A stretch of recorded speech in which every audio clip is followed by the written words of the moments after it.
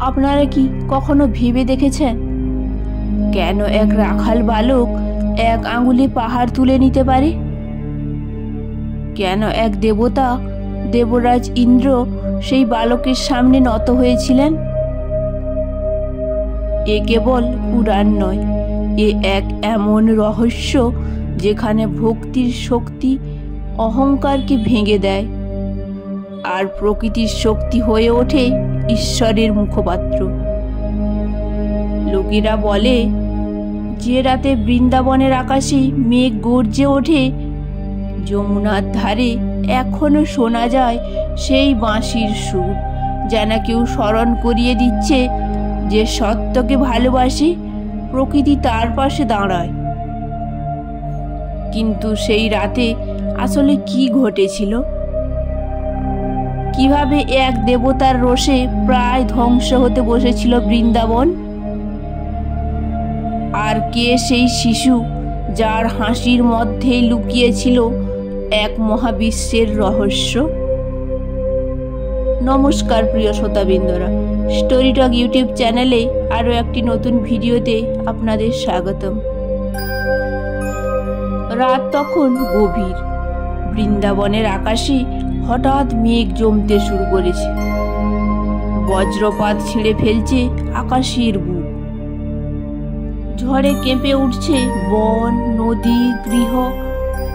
আর ঠিক তখনই বৃন্দাবনের মানুষ দেখল এক বালক, এক রাখাল, এক অলৌকিক ছেলেটি নিজের কনিষ্ঠ আঙুলে পুরো পাহাড় তুলে দাঁড়িয়ে আছে। কেন? কি এমন অপরাধ করেছিল বৃন্দাবনের মানুষ যে দেবরাজ ইন্দ্র তাদের ধ্বংস করতে চেয়েছিলেন? আর কে ছিল সেই বালক যে একা দেবরাজের রোষের সামনে পাহাড়ের মতো দাঁড়িয়ে গেল? চলুন আজ সেই রহস্যের পর্দা উঠাই, গোবর্ধন পূজার সেই অলৌকিক কাহিনী থেকে। এক সময় বৃন্দাবন ছিল পরম শান্তির স্থান। সবুজে ঢাকা মাঠ, যমুনার ধারে গরুর পাল, রাধা আর সখীরা হাসছে, গোপালরা বাঁশি বাজাচ্ছে। সবাই ইন্দ্রদেবের পূজার প্রস্তুতি নিচ্ছে। কৃষ্ণ চুপচাপ দেখেছিলেন। তার মনের ভেতরে এক অদ্ভুত প্রশ্ন জাগল। আমরা বৃষ্টি পেলে খুশি হই, কিন্তু বৃষ্টি কোথা থেকে আসে? লোকেরা বলল, ইন্দ্র বৃষ্টি দেন। কৃষ্ণ বললেন, ইন্দ্র বৃষ্টি দেন ঠিকই, কিন্তু এই গোবর্ধন পাহাড়ই তো সেই বৃষ্টি ধরে রাখে। ঘাস জন্মায়, গরুর খাদ্য হয়, নদী বয়ে যায়। তাহলে পূজা হওয়া উচিত এই গোবর্ধন দেবতার। গ্রামের প্রবীণরা আতঙ্কে বলল, না কৃষ্ণ, ইন্দ্রকে রাগিও না, তার রোষে পৃথিবী ধ্বংস হতে পারে। কৃষ্ণ হেসে বললেন, যে সত্য পথে থাকে তাকে কোনো দেবতাও ভয় দেখাতে পারে না। ইন্দ্র খবর পেলেন বৃন্দাবনের লোকেরা তাকে পূজা না করে এক পাহাড়ের পূজা করছে। রাগে তার চোখ লাল হয়ে উঠল। তিনি ঘোষণা দিলেন, আজ বৃন্দাবন দেখবে আমার ক্রোধের আগুন। তারপর শুরু হলো বজ্রঝড়। বৃষ্টি নয়, যেন আকাশ ফেটে পড়ছে।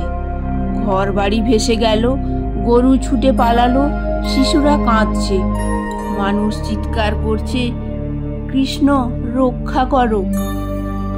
রাধা দৌড়ে এসে বলল, গোবিন্দ, আমাদের কি মৃত্যু অবধারিত? কৃষ্ণ এক মুহূর্ত চোখ বন্ধ করলেন, বললেন, প্রকৃতি, তুমি তো আমারই অংশ, তোমারই রক্ষা আমার কর্তব্য। তিনি এগিয়ে এলেন গোবর্ধনের দিকে। সবার চোখের সামনে নিজের ছোট্ট কনিষ্ঠ আঙুলে পুরো গোবর্ধন পাহাড় তুলে ধরলেন। অবিশ্বাসের নিস্তব্ধতা ছিয়ে গেল। বৃষ্টি পড়ছে পাহাড়ের চারিদিকে, কিন্তু পাহাড়ের নিচে এক বিন্দু জল কেউ ভিজছে না। কৃষ্ণ বললেন, এসো সবাই আমার আশ্রয়ে থাকো। গোপালরা, রাধারা, গরুর পাল সবাই পাহাড়ের নিচে আশ্রয় নিল।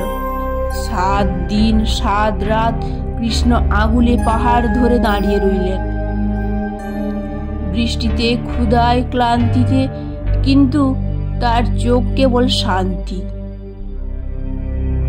ইন্দ্র আকাশ থেকে দেখলেন, এই ছেলেটা কে? আমার বজ্র যার কাছে নিষ্ক্রিয়।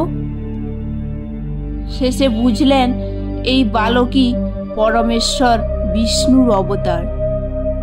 ইন্দ্র নত হয়ে কৃষ্ণের সামনে মাথা রাখলেন। প্রভু, আমি অজ্ঞানতায় ভুল করেছি। আমার রোষে বৃন্দাবনের ক্ষতি হোক, এ আমি চাই না। কৃষ্ণ বললেন, রাগ নয়, কৃতজ্ঞতাই প্রকৃত পূজা। প্রকৃতি, গরু, মাটি এই তিনেই তো ঈশ্বর বাস করেন। যে প্রকৃতিকে ভালোবাসে সে আমাকেই ভালোবাসে।